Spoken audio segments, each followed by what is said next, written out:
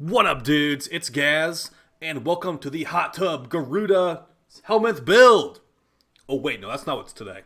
Okay, well, actually, we're gonna just do another Helminth build today, and it will be for Garuda. We're gonna do a brief discussion of what's going on with Garuda with the new ability Gloom. I also want to quickly use the MR30 buff and transform the statue in the relay into my Garuda, because that's my hot tub right there. Alright, so let's go to the simulacrum and let's talk about this. I also have some gameplay. I just like to let you know, I'm not feeling too great today, guys. I'm a little bit sick. So, yeah, the video is probably not going to be as long as I know a lot of people want them to be, at least today. So we're going to go over it. It's going to be Gloom Garuda, Gloomy Ruda, whatever you want to call it, Gloom Ruda.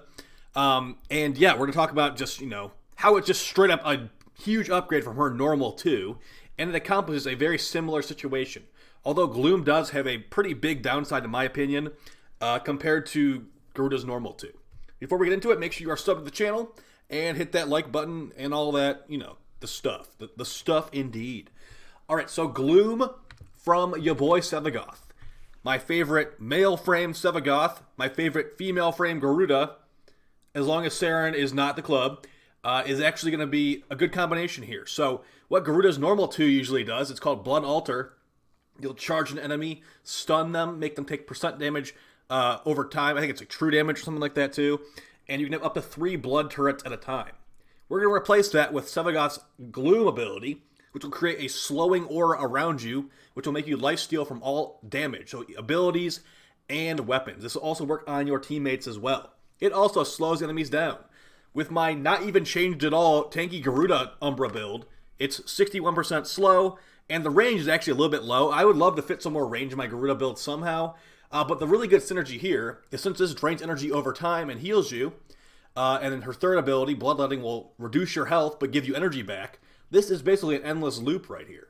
As long as you get like one hit off while you have the lifesteal from Gloom, you will be getting full health basically instantly. So let's just summon some Bombards in here. Start with some energy. We're going to use our 2 from Sevagoth. And as you can see right here, we don't even need to take damage to get our health back. Once you get your blood rush all stacked up, you'll be getting a full heal from one hit. And the enemies are very slow. And of course, we can just have infinite energy and health to just use our abilities whenever we feel like. So get those guaranteed slash procs from her 4. And I mean, these are just level 100 Bombards, not exactly dangerous enemies. But yeah, it actually works pretty well, guys. It's a nice little endless loop. And this is with no efficiency on the build either. Now, the only problem I have with this, and here's the reason I don't like, I'd like this build. I'll probably keep this on Garuda like forever now. But the only problem I have with this is that you have to basically deactivate it to actually get the passive from Garuda. If you didn't know what Garuda's passive is, I honestly feel like they should change this passive. But when you're at low health, so if you're at like 2 health, you get increased weapon damage from her weapon and ability damage if you're low health. But then if you have this active, you're getting lifesteal from all damage. So it's kind of, you can't utilize her passive, to be honest, because this is just it's gonna mostly heal you to full every time, to be honest. And then you can use Seeking Talons for guaranteed slash procs if you have enough power strength, and Dread Mirror is gonna let you jump an enemy and give you a invincible shield in front of you, which will also let you throw a blood orb, which will do a lot of damage. Alright, so let's just quickly show the Garuda Umbra build. It's the same build I've had on the channel for a while. And I know it is complete tank overkill. And the thing is, it's not utilizing shield getting. This is just, it's called tanky chillin'. I'm just messing around, man. Prime Shifuda never get knocked over. Quick thinking, because when you get to low health, you can tap into your energy pool and have infinite energy and infinite health from this combination. It will not save you from getting one shot high levels. This is not an endurance build at all. It was never meant to be an endurance build. We've got Umbral Fiber, Umbral Vitality, and Umbral Intensify to give us 77% power strength with the Umbra set. And then we have about 877 armor with this build. 74% reduction on our damage reduction on our health. And then we've also got Arcane Guardian, giving us 900 more armor when we take some damage, which will let us stack up to like nearly 2,000 armor on Garuda.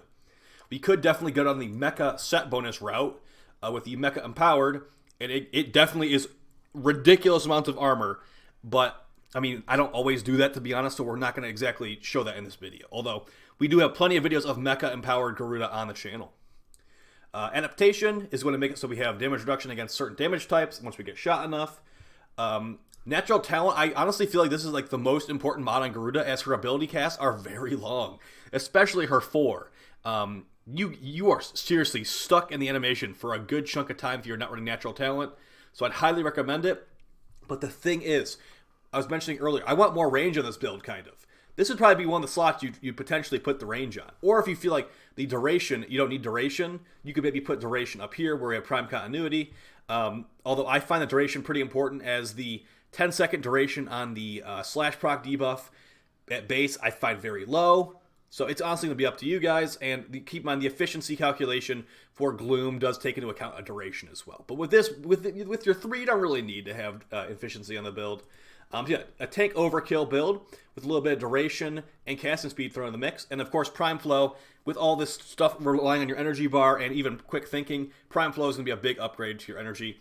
Mine's level 7 just because it's funny to me. It's honestly this Prime Continuity, this Prime Flow, these came from the first visit Baro Katir ever had.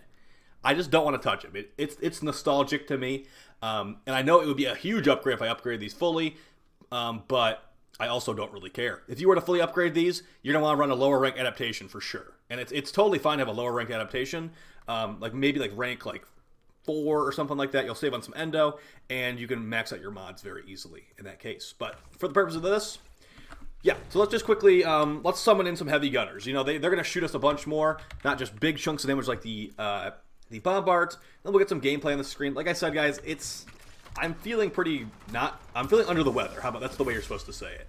I'm feeling under the weather. Don't get too worried.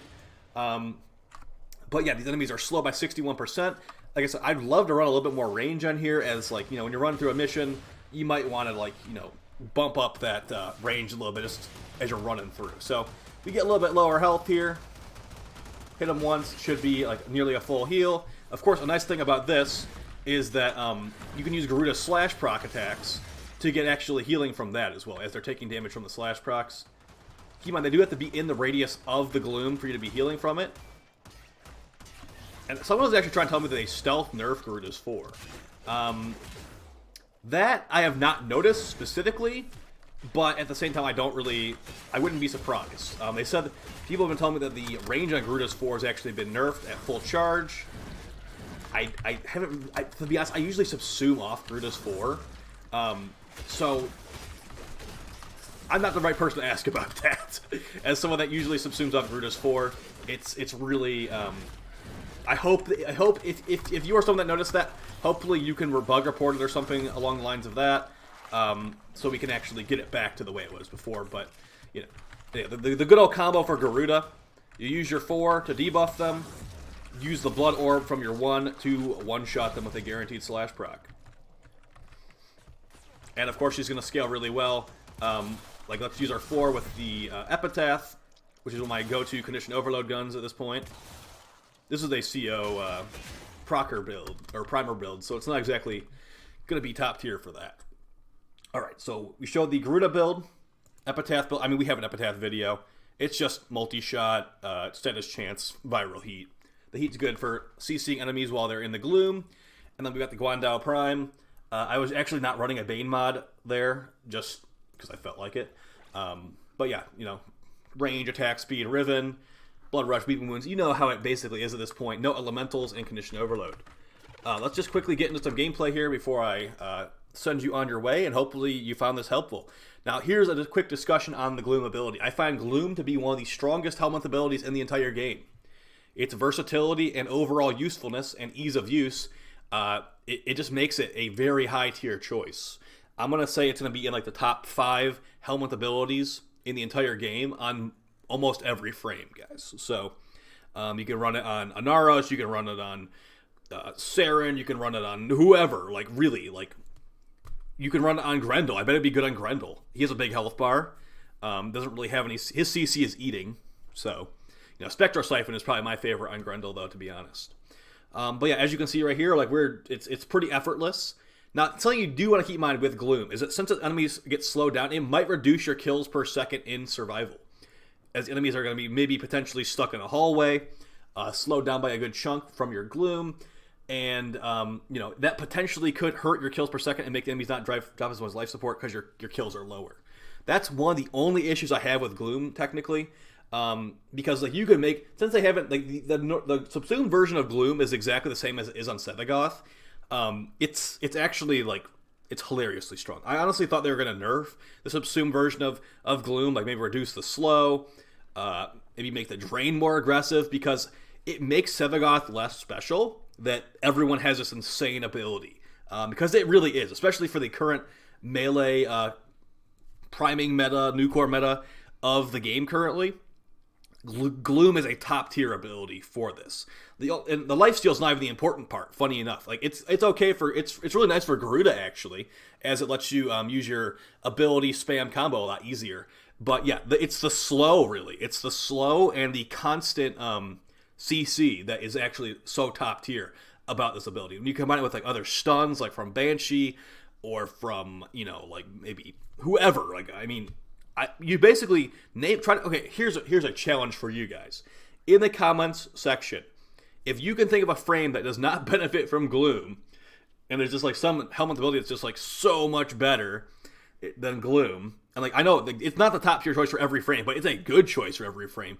Let me know in the comments down below. I honestly feel like it is good on every frame in the game, even like Nyx, even Loki, etc., etc. So I'd be interested to see what ones you guys think of. It's like not actually good on. I find it very powerful. I'm not asking for a nerf, like I said.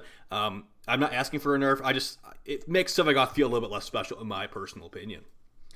All right, so I mean, this is I'm a little bit sick. I'm gonna take the L on this one today, guys. Hopefully, Gloom Garuda is interesting to you, as I find it interesting.